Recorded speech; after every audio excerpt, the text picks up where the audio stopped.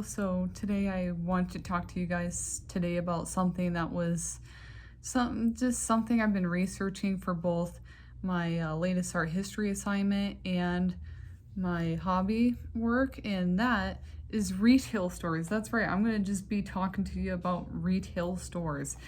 And the reason why I had researched them was because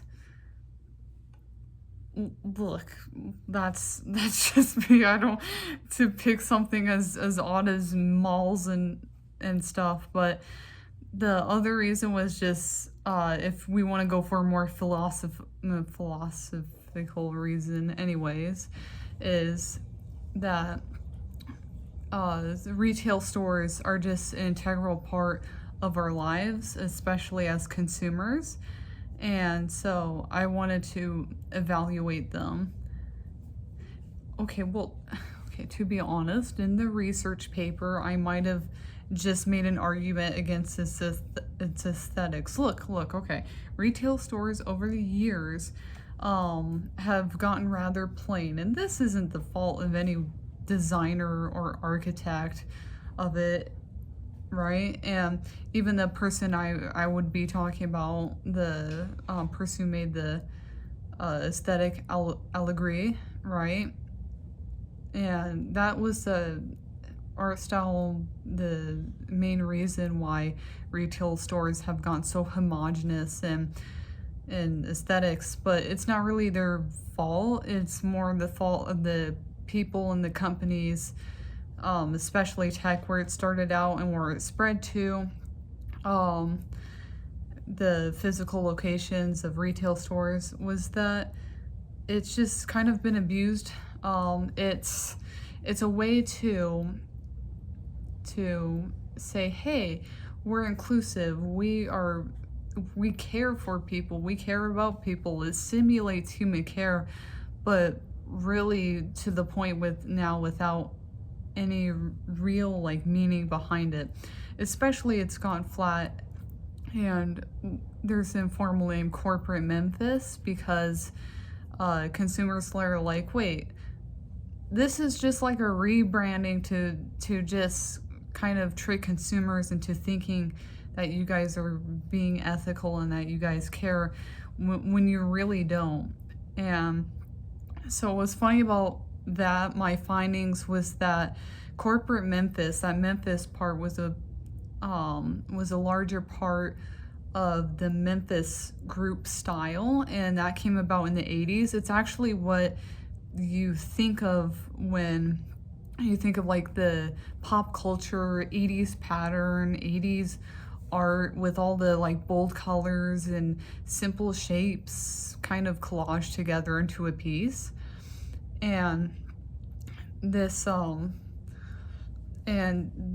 over time by retail stores was very, well, not even over time, because Allegory had used the Memphis style, but it also mixed it with minimalism. We as consumers, we now are resisting against it, and we're picking our items more carefully. And companies respond, okay, you guys like minimalism. Well, what if I could persuade you to buy this stuff?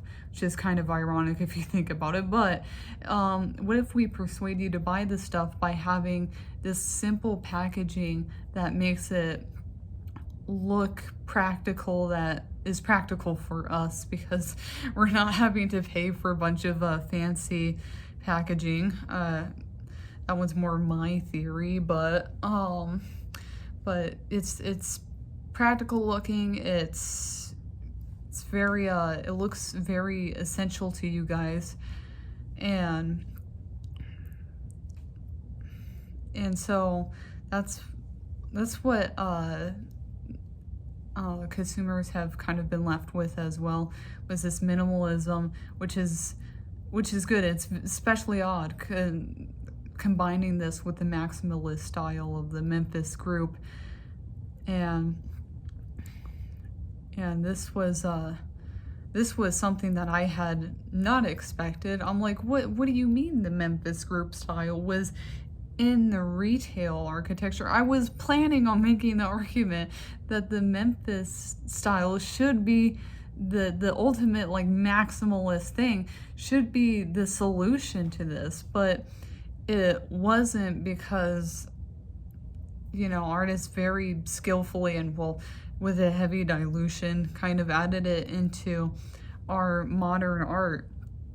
Honestly, I think, considering the kind of how the style has become plain, it's a very good style, but the brand should definitely kind of start, I think should start branching out more in the aesthetics and experimenting, maybe by putting a little more of that Memphis inspiration in their artwork.